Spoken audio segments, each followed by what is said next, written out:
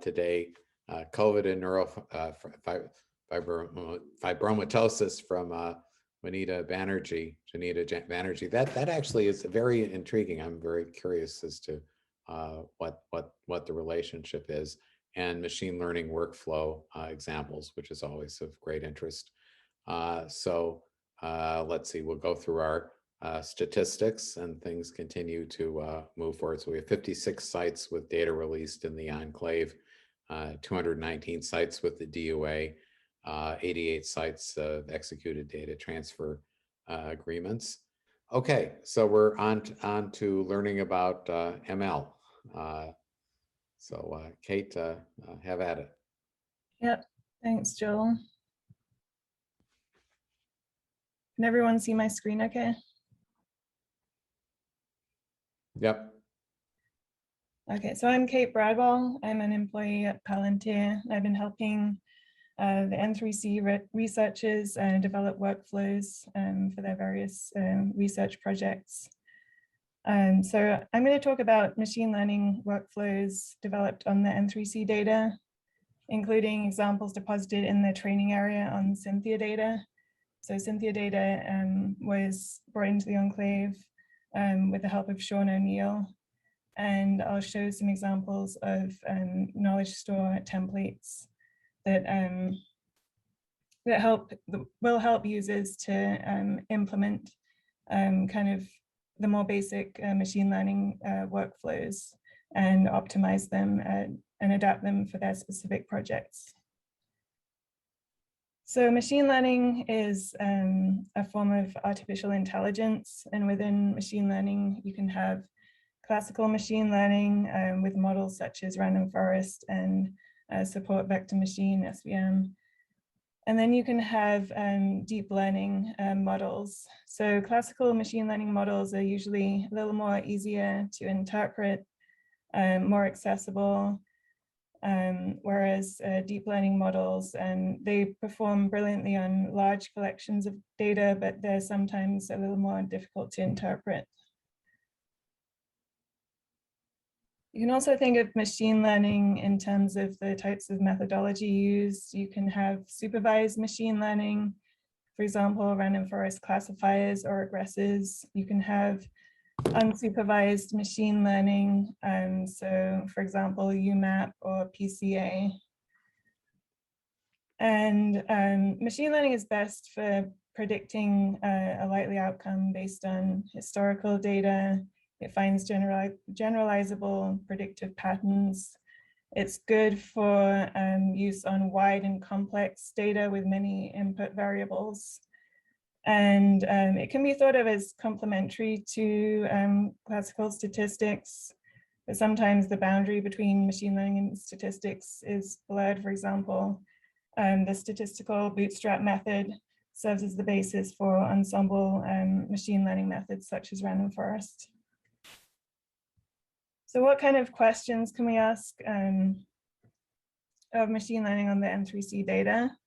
So an example question could be, out of those patients hospitalized with COVID-19 who will have a severe outcome such as kidney dialysis. And in this case, your kind of target cohort are all the patients that are hospitalized. And then the outcome cohort is a subset of that target cohort that have the actual outcome of interest. So to enable easier access to kind of viewing machine learning workflows, I have deposited some example code workbooks in the N3C training area. So you can go to N3C training area, practice area, public and example data, and then there's a folder called machine learning examples. And you'll find a folder called Cynthia PLP and Cynthia Random Forest. So these are workflows run on Sean's Cynthia data sets. So just a quick overview of the classical machine learning example. So this is really thanks to a previous Palantir employee, Harish Ramladas, who basically did most of this workflow It's a predictive model for who is going to develop kidney dialysis based on lab and demographic features. I've slightly modified it by using the cohort paper code sets as the features. So what happens is you take patients that have had a hospitalization during COVID, they have an inpatient or emergency department visit. You look for labs that occur at least 1 day prior to kidney dialysis, and use that information to build a model that predicts who is going to actually have kidney dialysis, i.e. a label of kidney dialysis or not. And to use the lab data, it had to be scaled. We used a Z-score approach to scale the labs. And in parallel, you'll see at the end of the workflow, the purple group of transforms, which is a logistic regression model. And then the light blue transforms, which are the kind of random forest transforms. Developing the random forest model, using a training and test set, plotting the feature importances, etc. So the other folder in the training area was a patient level prediction workflow. So patient level prediction is kind of an extension to what I just showed of the random forest and logistic regression example. So it's really a standardized workflow to be able to run many different types of machine learning models, mostly classical machine learning models. And in this case, we have our input OMOP patient data sets in the purple on the left-hand side. And in the middle, the orange transforms. This is actually parsing a atlas-defined JSON string of the cohort definition and creating SQL statements to extract the patient data from that JSON cohort definition. And so at the end, you get a target and outcome cohort and data set. And the next step is in the blue, where you're extracting features. This is the Odyssey feature extraction part. So you're extracting features of interest. For example, it could be medication data or lab data, etc.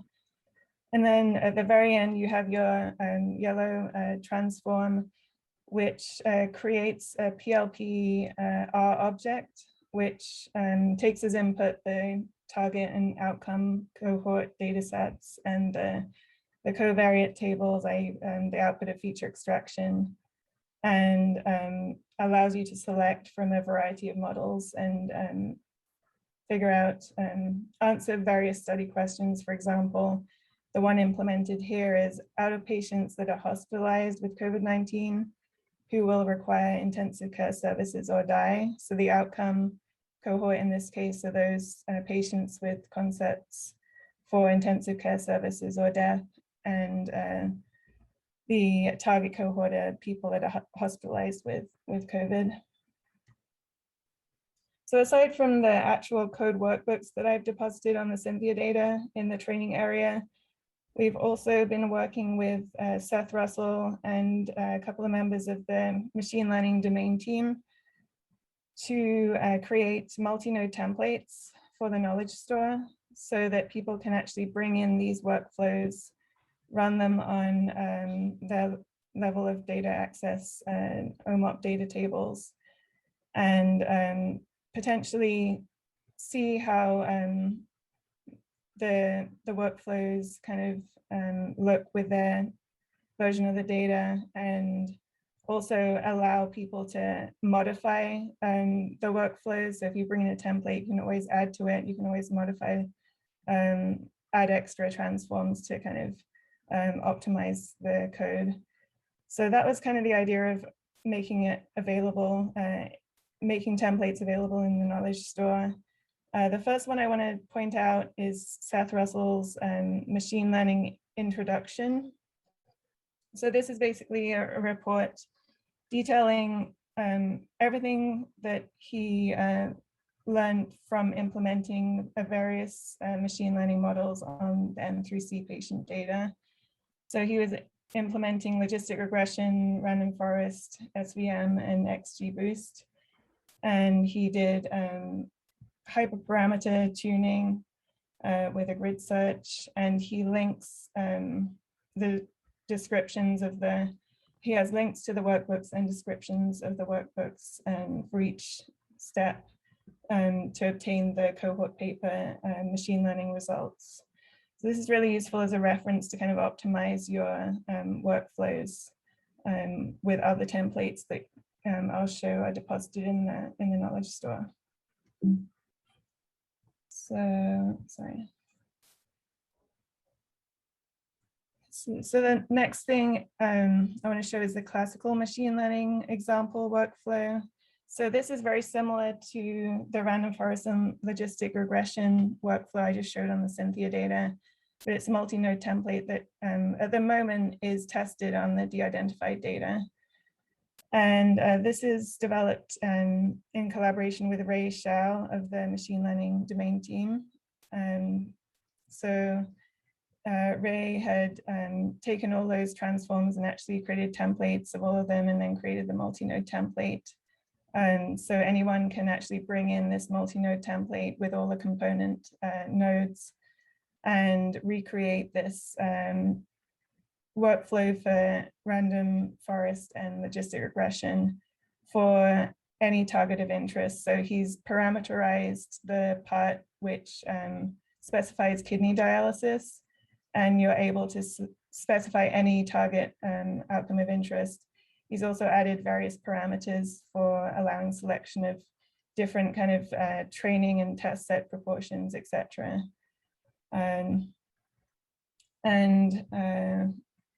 And so this is using scikit-learn for the random forest implementation. Ray pointed out various kind of caveats to the workflow, which definitely can be subject to further improvements and optimizations later on that we might want to build into this, this template. And then the last template that's deposited to the knowledge store that I want to highlight is the patient level prediction workflow. So similar to the one on Cynthia data again that I deposited in the training area. Fadil from the machine learning domain team has deposited or helped develop the multi-node template for the Odyssey patient level prediction workflow. And so this is available. So it's a standardized workflow developed by Odyssey community developers. And as I said, it can run a variety of different models. For example, lasso, logistic regression, gradient boosting machines, random forest, etc. So what we want to do is really maintain these multi-node templates, improve on them, still trying to keep them relatively simple. So people aren't kind of overwhelmed when they bring in these templates with a huge number of nodes. And also we want to add example workbooks along with each of those templates. So people can just have that as a reference when they actually bring in the template itself. Right now we just have the Cynthia code workbooks, but it'd be nice to have other kind of code workbook examples. And we want to develop the documentation examples using SparkML, which is an alternative to scikit-learn, which I showed an example of. And it's using distributed computing. We also want to develop tools for deep learning and graph AI. In the machine learning domain team, we've just heard the initial plan for a graph AI use case on the N3C patient data, which is very exciting. And we also want to integrate the OMOP Learn package. So OMOP Learn is of great interest to the machine learning domain team. It includes two main models. It includes the first one is a windowed linear model followed by regularized logistic regression. And that's comparable in performance to many kind of more sophisticated deep learning models. And SARD, SARD, which is self-attention with reverse distillation. So that's a kind of more complicated or more complex deep learning model. So those are kind of several future directions for machine learning and examples on machine learning that we want to make available in the enclave. And just to point out, aside from the training area and knowledge store, we're aiming to work more with the logic liaisons for integrating the pre-processing steps, especially the cohort creation steps, with the rest of the ML parts of the workflows. And we definitely encourage people who might not be experts in machine learning, but want to apply it in their project workspaces to collaborate with members of the machine learning domain team led by Peter Robinson. And finally, just to point out, further information is available in the enclave documentation. For example, the quick start scikit-learn example. And with that, I'll take any questions. Thank you. Thanks, Kate. Questions?